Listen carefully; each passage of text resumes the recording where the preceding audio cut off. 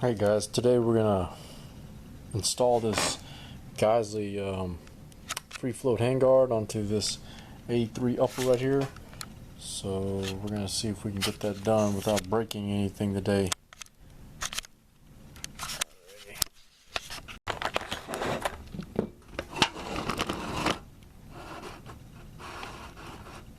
Alright, let's see what we got here. What I'm going to do is install this upper onto this receiver block. You want to lock the receiver into the block itself using these straight in pins right here.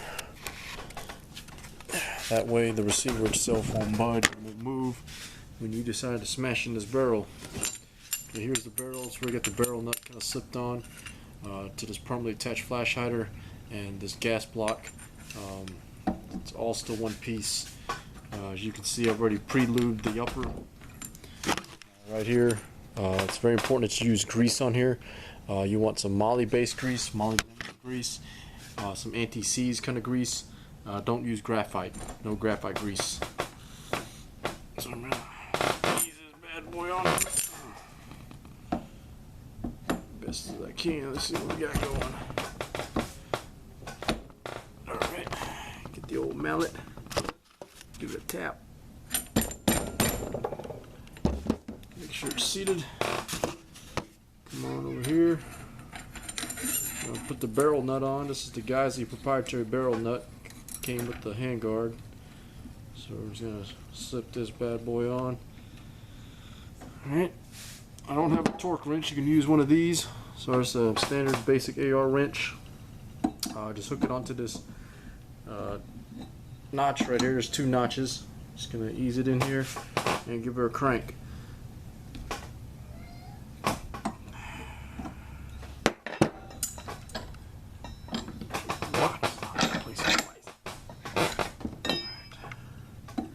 Alright, you can follow the rules of 3, untighten and retighten 3 times. But the good news is you don't have to align any gas blocks. Sorry, any barrel lock keys, because that's annoying as shit. Alright. That'll be good. Make sure one more time, make sure it's snug. 1, 2, 3. Alright. Barrel nut snug. Line up your gas tube in here. Make sure your gas ports are aligned. That's your gas port hole right there, and your gas block. Alright.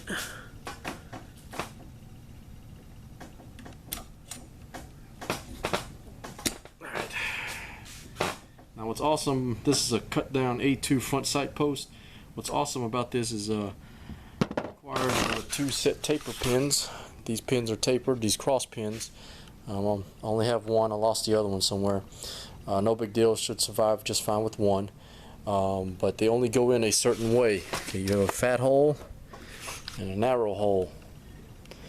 To insert it, you put the thin part, this piece, into the fat hole. Okay, so a small piece into the fat hole. Yeah, you remember that shit. Alright, this is the rear pin. I know it's the rear pin because when I took it apart, it was one in the back. Just get that thing started. Get yourself the old hammer and just try to tap in there.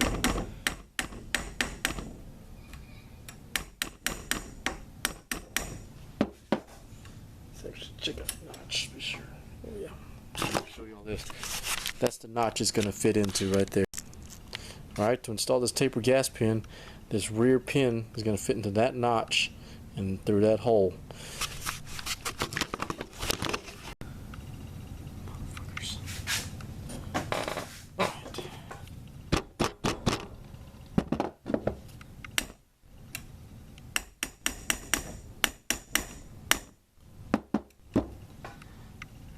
In this case, better gravity help us. Let's pull this out.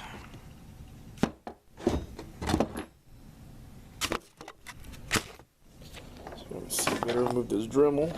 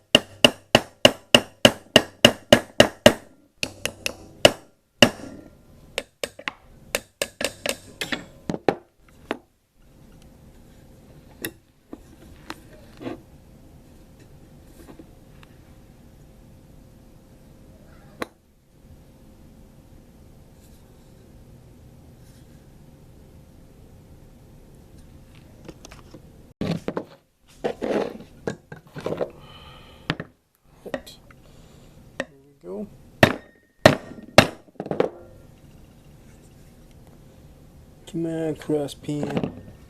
Almost in.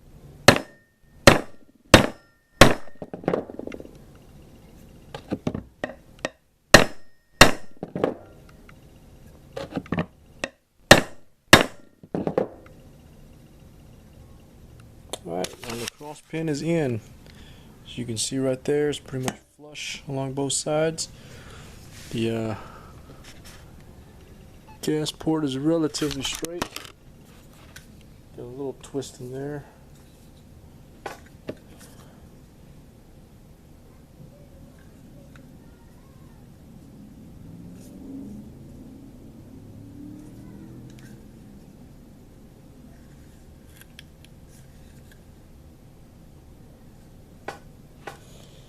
Alright.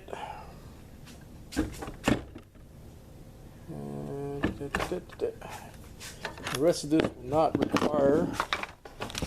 will not require a hammer or nothing. This rail is very easy to slip on. Actually, all you require to install the rail now is these two cross bolts and the rail itself. So all you gotta do is slip this bad boy on. Okay, this side will be the end facing the receiver.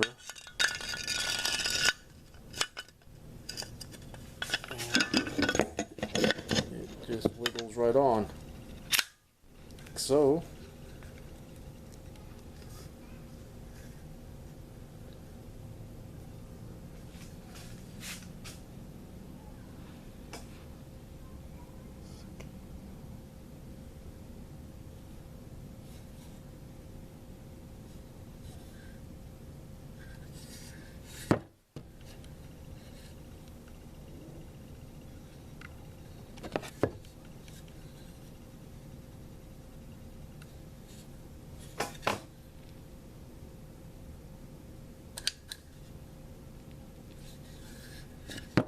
Alright, take your locking bolt right here, your 8 bolt, drop it into this side right here, press that in, turn it over, and drop your screws right in, and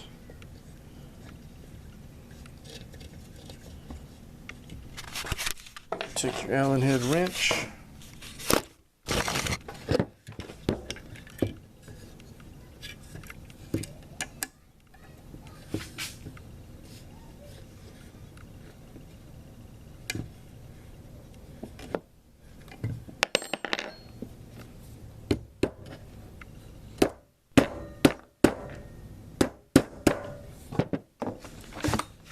Get that a little bit more lined.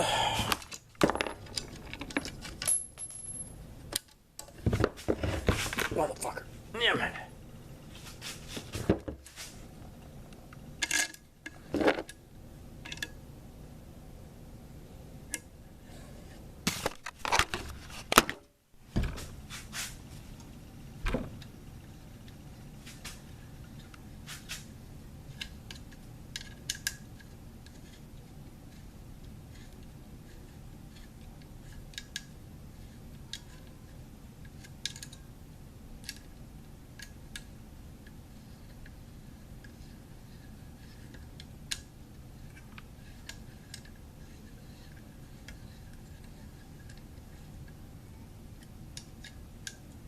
Alright, well, that's the installation of a Geissele free float Gen 1 rail.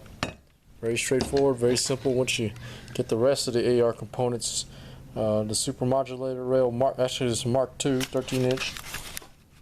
Very easy to install, very streamlined, very sleek. Looks like a pretty good rail overall. We'll test it out in the range and see how it goes.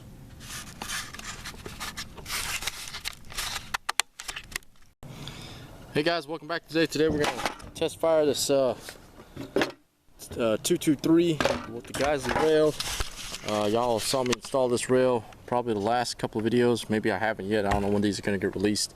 It's got a Spikes Tactical Pirate, the old Pirate R logo up in there. I like that. It's legit. Parlay, Plunder, and R. Pretty legit shit. Unfortunately, I don't have the R internals. You know, this is an old school Magpul M93B. This is, sorry, the A model. This is an old one, first patent pending. This is a legit, like way back when Magpul made good shit, like really good shit. Like metal components, it's heavy as shit. The plastic was beefy as shit, all reinforced. You could beat somebody with this adjustable stock. Like 7 or 8 adjustment stages. Like, this is a legit piece of material. The new ones, I think they contracted this type of stock out to Ergo Defense. They make those great Ergo grips. Unfortunately, they changed the design of the tube to make it easier to install, and they put it on that shitty mil-spec 6-piece adjustable buffer tube, which is a piece of shit for a fighting rifle, in my opinion, but it is what it is. While the original Magpul is like that, this beefy, I know it's crazy, injected molded piece, but it's thick and beefy as shit. Like, you can't, it's a lot tougher to break this one than it would be to break a 6-position aluminum tube with the knurled nuts. But anyways, we're gonna shoot this and function test this gun and see what it does, as well as zero up these Magpul backup sights until I get a red dot or something to put on here.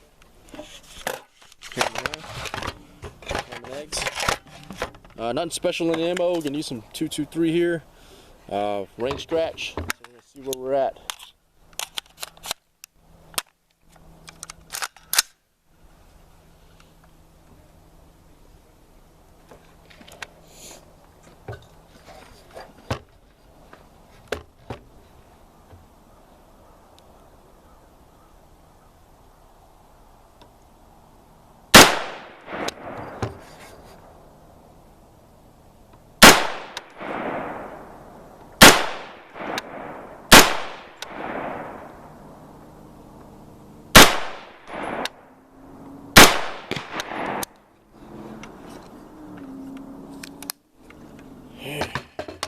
So far, what, 6 rounds or so, no problems. So it still cycles fine. We'll check out the target down there. I got a feeling it's way the fuck off because I couldn't hit that steel plate at 100 yards. Maybe it's just me. My sights are low left.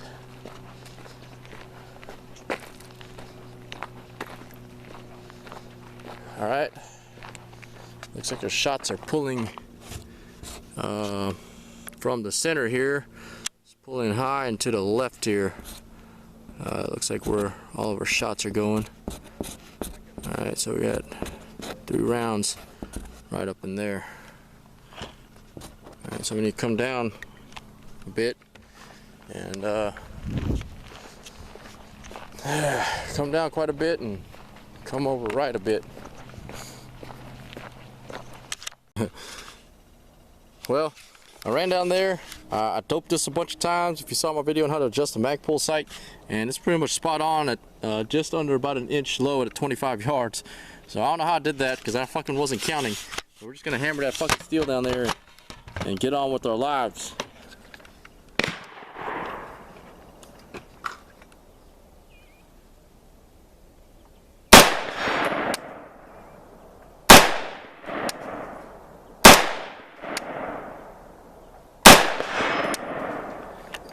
We'll also check out 100 yard zero. It should be high, but I want to kind of confirm it anyways. Maybe push this back out and give me a real 50 yard zero, because that's where I like the 0.223s, 7.62s, any sort of intermediate caliber. Would definitely like the zero at 50 instead of 100.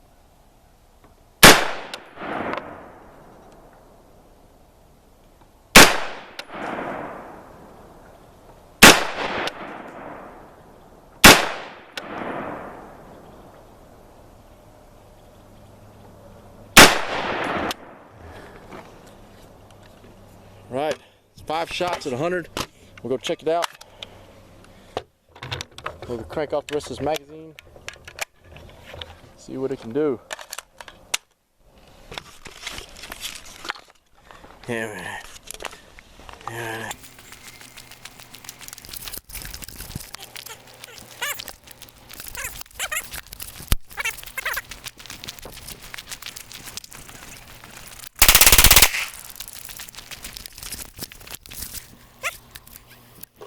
A little low at 100, but we'll take that 5-shot group in the belly meats. I was aiming probably about right here, so we'll probably need to come up a couple of clicks.